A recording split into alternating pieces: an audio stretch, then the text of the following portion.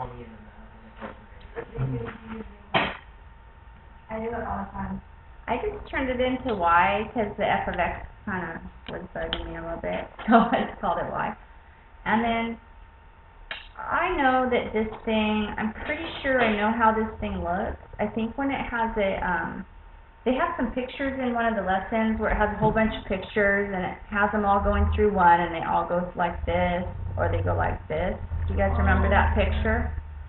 So I think that when it has a basis less than 1, it's the ones that go this way. I'm pretty sure, and I think it's going to be lifted up by 2 like a translation. So I think it's not going to go through 1 like it usually does. I think it's actually... Yeah, so I'm just going to plot like maybe 2 points just to make sure that I don't make it go the wrong way because I forgot how to, you know, because I can't, if you can't remember which way it goes, then you can just plot 2 points. Here's x and here's y. So if I put in a 0 for x, then what happens with the y? Well, it's 2 because 0, that turns in, no, actually it'll be 3. Because, yeah, and that's kind of what I thought, is that it would be 3 because it'd be lifted up from its normal spot by 2. And I still kind of feel like it's going to go like this, but I'll just put, I don't know, I'll just put like 1 in there. I can, wait, what was this again? That was 3. I can stick a 1 in there pretty easily, right? Because that's just 2 plus a quarter, because if that's 1, that's 2 1/4. So 1, comma 2 1/4. So that is starting to kind of confirm that it's probably just going to go like this. If you don't feel comfortable with that, you can plug in a couple more things. Do you guys need to plug any more in?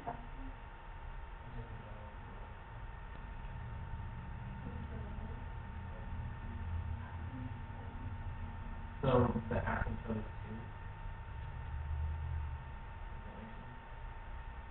2? Well, maybe the asymptote is 2, huh? Yeah, because, see, I was tempted to make it go all the way down, and then I realized I plugged another point in just to check, and I got 10, but I think mine's going to be okay. So I'm just going to make it go like that, and then if you wanted to check the other side, you could plug a -1 in, and you get, that would flip your 4th over, and it would be 6. Yeah. It's done? Oh, wait. Oh, you guys want to see 18? Yeah. Okay, well... No, we saw No. we did 22. He's like, no, because he wants 22. Oh, yeah, we can do No, wait. They did it. You They can did do it. that. Do you want both of them, or what, just 22? Okay, so 22 is below my, oh, you can't see anyway. 22 is below my paper. It says solve y squared, I'll just write it up here. Y squared minus x squared equals 4. Now you can't see it.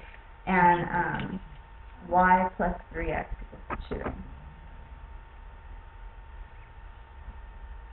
Okay, this is number 22 on lesson 32. I know, we're running out of time, kinda. We passed the time. So you guys have to go to your class, or do you want me to? You can do this. Okay, I would just plug that one in. So that's going to be y equals -3x plus 2. Plug it in up here.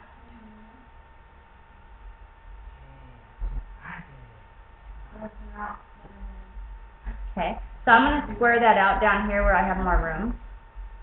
I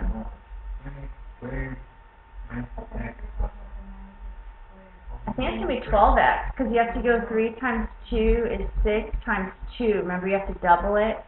Because if you go a plus b all squared equals a squared plus 2ab plus b squared. So I think it's actually, is it going to be -12? Yeah. Okay, and then plus 4. Does that seem okay? Yes. Minus 4. The 9x squared and the x squared give me 8x squared. The 12x was just going to be like that. And the 4's went away, didn't they? Hey, what am I trying to do? What am I trying to do? I lost my y. Wait, what? That one, it went with that one. But I got a little lost because, Oh, that's supposed to be equals for, I think. Oh. oh, yeah, thank that you. equals one. Yeah. Okay. Plus, so that's the equal sign right there?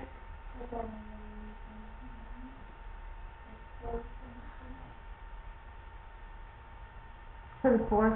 Okay, so, sorry guys, I'll just finish it and it'll be on my website if I can get somebody to help me get it on there. Or two. You guys just wanna know if you got it right on the 22, the answer was, 22. Or maybe I don't have that. It's a blank page. 0, 2. 22. They got 0, 2, and there's two answers. There's 0, 2, and there's also 3 halves and negative 5 halves. Yeah, you need to put it in that. Yeah. I got 0. I'll try to finish it. If I don't have any Hard Math Cafe people right now, I'll finish it. Post it. Because I'm actually recording right now. So, I know. X, 4x. Bye. Bye. Have a good rest of your day.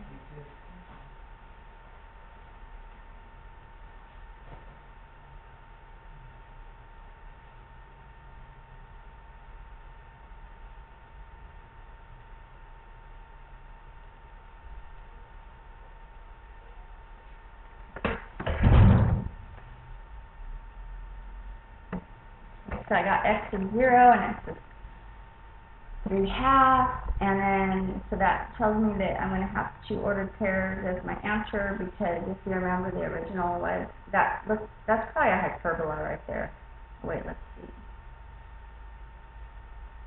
That's a line. So I'm gonna have more than one answer.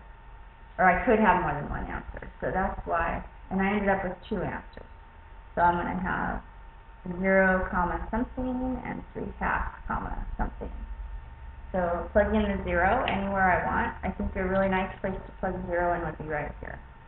So y equals 0 plus 2, so y must equal 2. And then plug 3 halves, again, I'll just plug it right here. Negative 3 times 3 halves plus 2. Well, that's 9 halves. That's y equals negative 9 halves plus 4 halves. That would be negative 5 halves. That down there is your final answer. There's 2 ordered pairs that satisfy the system of equations, and that was number 2 on lesson 32 Pre Calc.